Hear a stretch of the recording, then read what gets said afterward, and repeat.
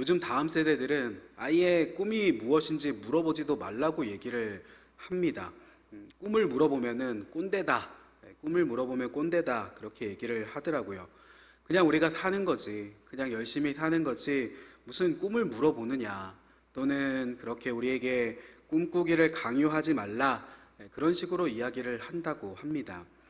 그래서 저도 교육부서를 하면서 꿈이 뭐냐? 의뢰 흔하게 많이 물어봤었는데 요즘에는 아이들에게 왠지 꿈이 뭐냐 물어보기가 어렵다. 꼰대라고 생각을 할까봐 조심을 하게 되는 편입니다. 그렇다고 하지만은 사실 우리가 꿈을 꾸는 것이 정말로 중요하지 않습니까? 내가 어떤 사람이 되고 싶은가, 나의 롤모델이 누구인가, 그런 목표가 있어야, 우리가 바라보는 그런 사람들이 있어야 사람이 성장하는 법입니다. 우리가 바라봄의 법칙이라고, 사람은 자신이 오랫동안 바라본 것을 닮아간다고 합니다. 그래서 어려서부터 늘 보아오던 부모를 닮아가게 되는 것이죠. 유전적으로 그 얼굴만 닮아가는 것이 아니라 부모님의 어떤 특징, 싫은 점 혹은 좋은 점, 어렸을 때 우리 부모님의 이런 것은 진짜로 참 싫었었는데 싶었지만 나이 들고 어느 순간 보니까 부모님과 비슷하게 행동하는 내 자신을 발견하게 됩니다. 그렇게 닮아가는 것이죠. 어렸을 때부터 매일 보고 자랐기 때문에 부모님이 내리시는 그런 결정의 방법들, 화날 때 어떻게 대처하시는지, 또는 여러 가지 분쟁에 대해서 어떻게 대처하시는지를 어렸을 때부터 끊임없이 많이 보아왔기 때문에 그러한 비슷한 상황이 오게 되면은 부모님과 비슷한 행동을 또한 내가 하게 된다는 것입니다. 그래서 우리는 좋은 것을 바라봐야 하지 않겠습니까? 좋은 꿈을 가지고, 좋은 목표를 가지고, 또 좋은 롤모델을 세우고, 그냥 꿈, 또 그냥 목표, 그냥 롤모델이 아니라 좋은 꿈이어야 하고, 좋은 목표여야 하고, 또한 좋은 롤모델을 우리가 세워야 합니다. 아이들이 자신의 꿈이라고 얘기를 하는 유튜버가 되고 싶어요 라든지, 또는 프로 게이머가 되고 싶어요 라든지, 또는 건물주가 되고 싶어요, 이런 것들이 나쁜 것이라고 할 수는 없겠지만은 그래도 우리의 다음 세대들이 좋은 꿈, 좋은 목표, 좋은 롤모델을 가졌으면 하는 그러한 아쉬움이 들지 않습니까? 좋은 꿈이라는 것은 나 혼자만 잘 사는 인생을 말하는 것이 아닙니다. 좋은 꿈이라는 것은 이타적인 삶, 베푸는 삶, 요즘에 유행하는 말처럼 주변 사람들에게 선한 영향력을 끼치는 삶, 즉 성경적으로 얘기를 하자면은 내 이웃을 내 자신과 같이 사랑하라, 내 이웃을 내 자신과 같이 사랑하라 하신 말씀과 같이 사랑을 베푸는 삶, 세상에 그런 선한 영향력을 미치는 사람, 그런 꿈이 바로 좋은 꿈이라는 것입니다. 그래서 우리가 어떤 사람을 존경하는가, 그 롤모델을 세우는 것도 참 중요하겠죠. 존경하는 분이 혹시 있으십니까? 저 같은 경우에는 존경하는 분이 누구냐고 물어보면은 머릿속에 1순위로 항상 떠오르는 그런 분이 있으십니다. 누구냐면은 바로 세종대왕이시죠. 세종대왕이시다. 진정 세종대왕은 세상을 이롭게 하신 분이다 라는 생각을 하게 됩니다. 저는 학창시절에 한문을 진짜 못했었거든요. 그 복잡한 글씨, 한 글자 한 글자 뜻이 다 다르고 다 외워야 되고 암기력이 별로 좋지 않았기 때문에 한문 외우는 것을 참 싫어했었습니다. 특별히 중학교 시절에 한문 선생님이 계셨는데 그 한문 선생님이 좀 괴상하셨다. 평소에 개량 한복을 입고 학교를 나오시면서 단소 같은 거를 갖고 다니면서 아이들 머리를 팡팡팡 때리시기도 하시고, 그래서 중학교 당시에 학교에서 개량 한복 입고 다니시는 선생님들은 조심해야 된다, 높은 확률로 이상하신 분들이 많다, 그런 소문이 학교에 돌기도 했었습니다. 어쨌든 세종대왕이 계시지 않았다면은 우리가 여전히 한자를 쓰고 있지 않았겠습니까? 한자 문화권이었기 때문에, 그랬더라면은, 아직도 우리가 한자를 쓰고 있었더라면은 저 같은 사람은 성경책을 읽지도 못했을 것 같습니다. 한문만으로 쓰여진 성경책이 있다고 생각을 해보십시오. 그렇게 생각을 하면은 생각만 해도 머리가 아프지 않습니까? 한글로 쓰여진 성경을 읽는 것도 사실은 다 이해가 안 되고 어려운데 그것이 한문으로 쓰여져 있는 성경책이다, 우리는 성경 읽기 자체를 포기했을지도 모릅니다. 그래서 이 세종대왕님은 우리 한국교회에도 큰 영향을 미치셨다라는 생각이 듭니다. 초기에 복음이 한국 교회 가운데 들어왔을 때 이 한글이라는 것이 쉬운 글자였기 때문에 그 성경에 번역할 수 있는 난이도가 낮은 편이었고, 또 한국에 글을 못 읽는 사람들도 그렇게 많지는 않았었기 때문에 성경의 보급과 그러한 전파에 유리했다.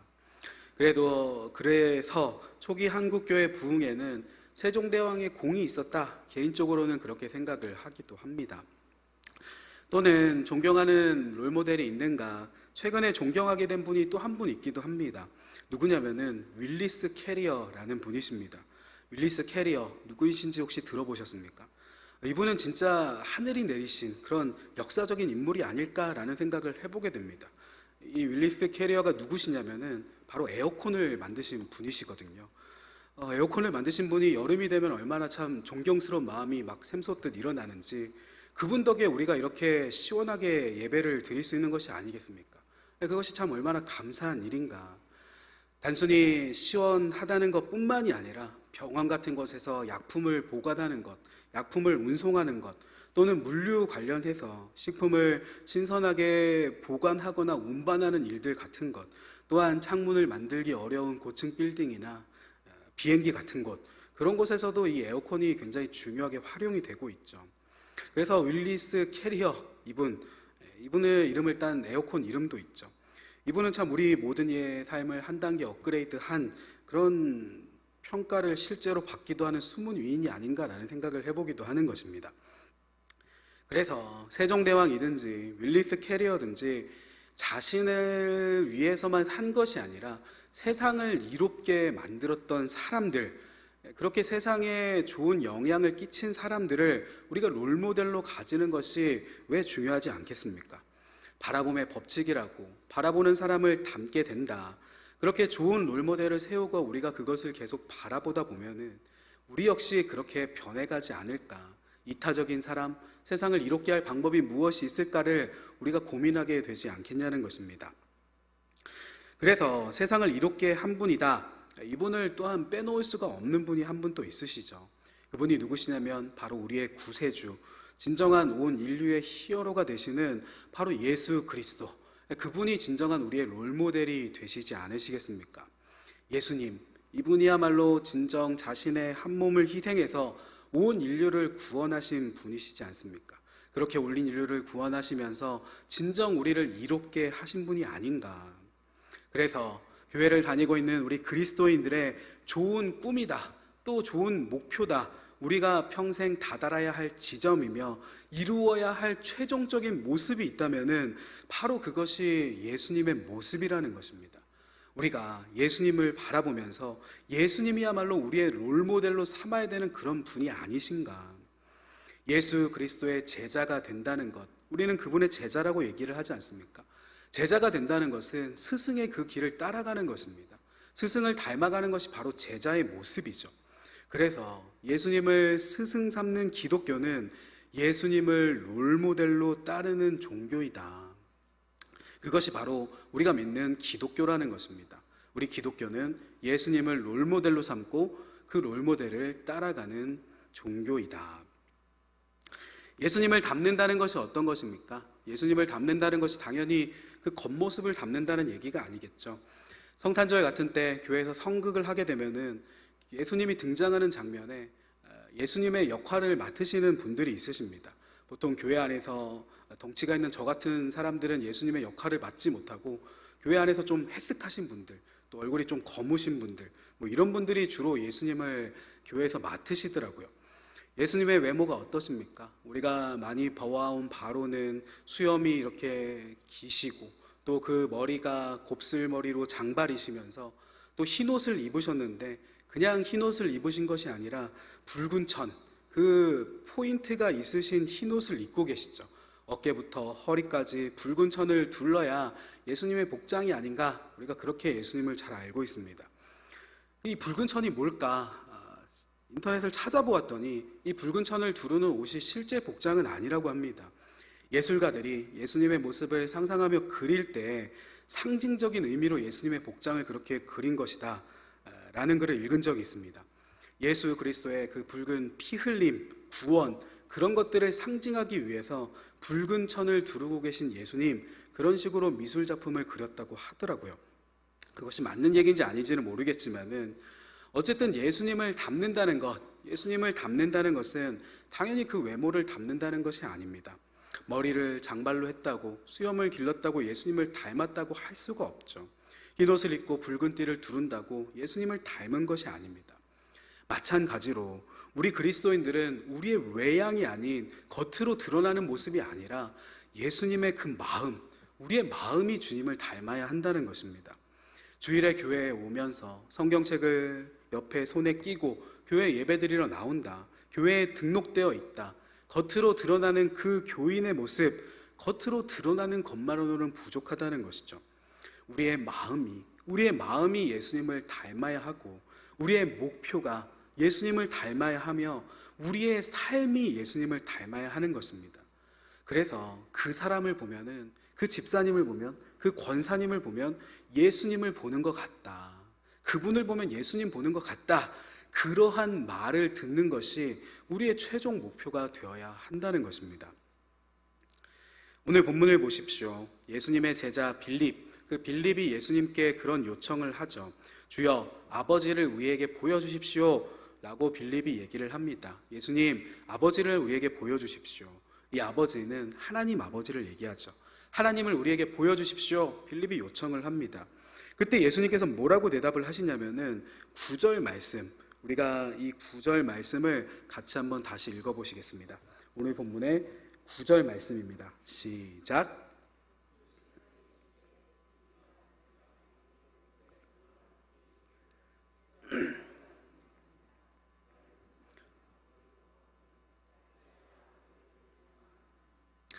빌립아, 나를 본 자는 아버지를 본 것이다.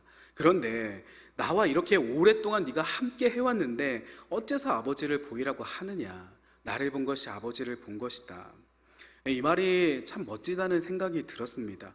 나를 본 자는 하나님을 본 것이다. 실제로 예수님이 하신 이 말씀이 맞는 말씀이시죠. 예수님은 하나님의 아들이십니다. 하나님과 동등하신 같은 하나님이시지 않습니까? 인간이 되신 하나님이시다. 그래서 예수님을 본 사람은 이미 하나님을 본 것과 마찬가지라고 예수님이 얘기하신 것입니다. 실제로도 그렇죠. 구약시대 사람들은 하나님에 대한 그런 오해가 있었습니다. 하나님은 무서우신 하나님이시다. 하나님을 만나면 죽을 수도 있다. 그 얼굴을 보면 죽게 된다. 율법을 어기면 징계를 받게 된다. 구약시대의 사람들은 하나님이 공포의 하나님인 줄 알았습니다. 그 백성을 돌보기는 하시지만은 자비의 하나님이시고 용서의 하나님이시고, 그런 하나님이라기보다는 어쩐지 무서우신 하나님, 매들고 서 계신 하나님. 구약의 사람들은 하나님에 대해서 그런 생각들을 가지고 있었죠. 그런데 예수님께서 이 땅에 오신 것입니다. 예수님을 보고 나서야 사람들이 하나님을 제대로 이해하게 되었습니다. 예수님은 하나님께서 보여주신 하나님의 형상 그 자체였기 때문에 예수님을 보니까 깨닫게 됩니다. 아, 그분은 용서의 하나님이셨구나. 아, 하나님은 사랑의 하나님이셨구나. 아, 하나님은 약자의 하나님이셨구나. 죄인의 친구셨구나. 그러한 하나님의 본 모습을 사람들이 깨닫기 시작을 합니다. 하나님에 대해서 막연히 알던 것이 선명해지기 시작을 하는 것이죠. 예수님을 보고 나니까 하나님에 대한 오해가 풀리게 되었던 것입니다. 아, 이분이 이렇게 좋은 분이셨어? 알고 보니까 하나님은 참 좋은 분이셨네. 실제로 그분의 십자가의 희생, 그 십자가에서 당하셨던 그 모든 놀라운 일들, 그것들을 보면서 아, 이런 모습이 진정 하나님의 마음이구나. 이것이 진정 하나님의 모습이구나. 또한 이 땅을 살아가시면서 행하셨던 그 모든 말들, 또 사람들을 대하는 태도들, 그분의 가르침들, 그 모든 것이 하나님을 대신해서 보여주는 것들이었습니다. 그래서 나를 본 자는 아버지를 본 것이다 라고 얘기를 하셨던 것이, 실제로 그분의 모든 것이 하나님이셨기 때문에 그런 말씀을 하실 수 있으셨던 것이죠. 이 말씀을 보면서 그런 것을 적용해 보게 됩니다. 아, 나 역시 세상 사람들에게 그렇게 보여줄 수 있으면 좋겠다라는 생각을 하게 됩니다. 나 역시 세상 사람들에게 그렇게 예수님처럼 보여줄 수 있으면 좋겠다. 지금 세상 사람들도 우리에게 그렇게 물을 것입니다. 하나님이 어디에 있느냐? 하나님을 내게 한번 보여봐라. 그렇게 세상 사람들이 우리에게 물을 때 하나님은 보이지 않는 분이세요. 그분을 어떻게 보여줍니까? 라고 말할 것이 아니라 우리 역시 예수님께서 대답하신 것처럼 자, 우리를 보십시오. 우리를 본 자는 하나님을 본 것과 같습니다. 또는 자, 우리 교회를 보십시오. 우리 교회를 본 자는 하나님을 본 것과 같습니다. 그렇게 말할 수 있으면 좋겠다라는 생각이 드는 것입니다. 이것이 무슨 이단 같은 소리가 아니라 하나님이 어떤 분이시냐, 그것이 알고 싶다면 우리의 삶, 우리의 태도를 보라고 얘기해 줄 수 있는 것입니다. 이렇게 사는 것이, 이런 삶의 모습들이 바로 하나님께서 원하시는 것입니다. 그렇게 보여줄 수 있는 사람이 된다면 얼마나 좋을까. 그 사람이 나를 만날 때 하나님을 만나는 것 같다, 하나님 냄새가 난다, 그런 평가를 받는 사람이 되고 싶다는 생각을 하게 된 것입니다. 반대로 말하자면 세상 사람들이 우리 안에서 하나님을 발견할 수 있어야 한다. 세상 사람들이 우리 안에서 하나님을 발견할 수 있어야 한다는 것입니다. 아, 저분을 보니까 하나님이 참 좋은 분이시겠다. 저분과 같이 이야기를 해보니까 저분이 믿는 예수님은 참 좋은 분이시겠다. 세상 사람들이 우리의 모습을 통해서 하나님이 어떤 분이신지 상상할 수 있게 된다면 얼마나 좋을까. 에베소서 4장 15절 말씀에 오직 사랑 안에서 참된 것을 하여 범사에 그에게까지 자랄지라. 그는 머리니 곧 그리스도라. 우리가 어디까지 자라야 된다고 성경이 얘기를 합니까? 그리스도의 장성한 분량에 충만한 데까지 우리가 자라야 된다. 즉 예수님을 닮는 데까지 우리가 그렇게 자라나야 된다고 얘기를 하고 있는 것이 아닙니까? 어느 순간 우리의 신앙생활이 성장하다가 멈추는 것이 아니라 예수님의 분량에까지 다다르는 것, 예수님을 닮는 것이 우리의 최종 목표라는 것입니다. 예수님의 냄새가 나는 사람. 그래서 우리는 세상 가운데 선행을 베풀어야 합니다. 우리가 세상 속에서 선한 사마리안이 되어서 아, 교회 다니는 사람들은 저렇게 세상에 선행을 베푸는구나, 약자를 돕는구나, 이웃에게 사랑을 베푸는구나, 구제를 베푸는구나.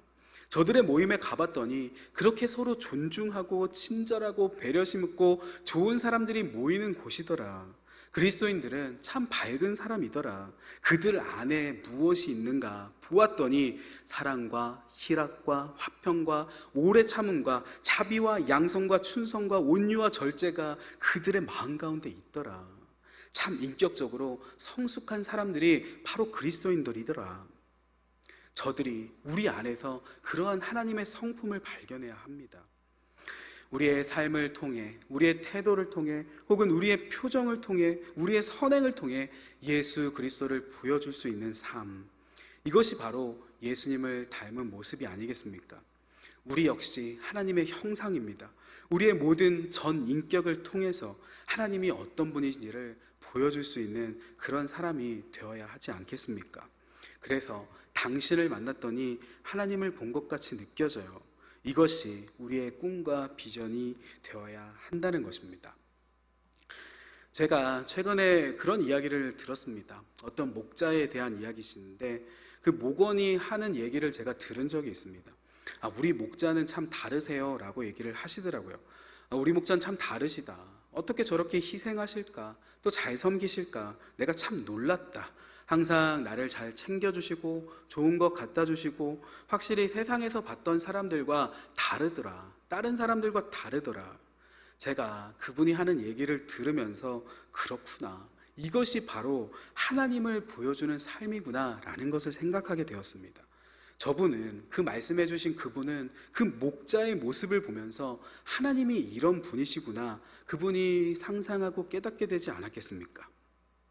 반대의 경우가 있다면, 저 사람이 믿는 하나님이라면 나는 그런 하나님 믿고 싶지 않다, 우리가 그런 말을 세상 가운데 듣게 된다면 그것이 참 어려운 일이 되지 않겠습니까? 정리하자면 결국 교회는 모델하우스 같은 곳이 되어야 합니다.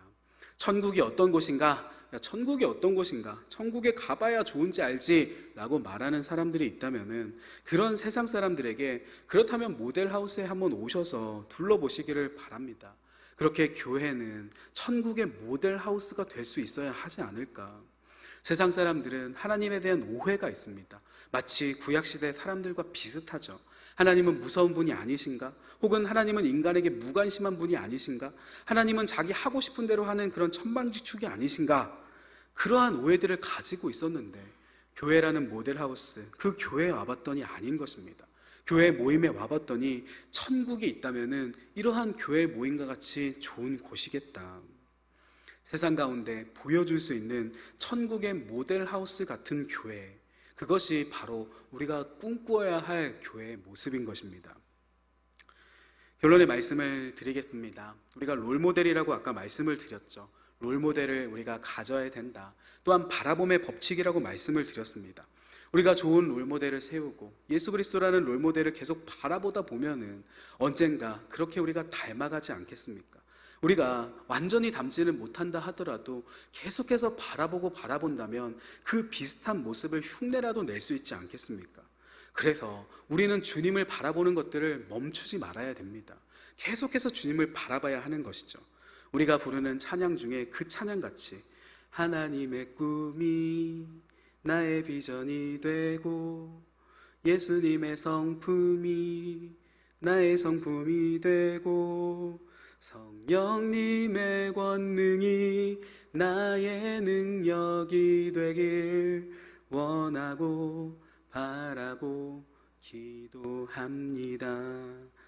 와 같은 찬양처럼 하나님의 꿈이 나의 비전이 되고 예수님의 성품이 나의 인격이 되고 성령님의 권능이 나의 능력이 되길 원하고 바라고 기도하는 삶, 지금은 당연히 연약하고 부족하지만 그럴지라도 우리가 계속해서 바라보는 것만은 할 수 있지 않겠습니까? 그래도 어제보다는 좀 나아져 있는 오늘이 될 수 있기를, 작년보다는 조금 더 주님을 닮은 올해가 될 수 있기를, 주님 나를 변화시켜 주십시오. 하나님 나를 변화시켜 주십시오. 예전에는 이러한 기도들을 굉장히 많이 했던 것 같습니다. 하나님 나를 변화시켜 주시기를 원합니다. 올 한 해도 벌써 절반의 시간이 훌쩍 흘렀고 이 여름도 반쯤 지나가고 있죠. 올 한 해 동안 나는 얼마나 주님을 닮아져 왔는가, 우리가 그런 일들에 포기하지 마시기를 주님 이름으로 축복합니다. 포기하지 마십시오. 꿈이 무엇인지 물어보면 세상 가운데서는 꼰대라고 하는데 진정 이 시대는 비전을 잃어버린 세대가 아닌가. 그럴지라도 우리의 꿈은 예수님이십니다. 우리의 롤모델은 예수님이십니다.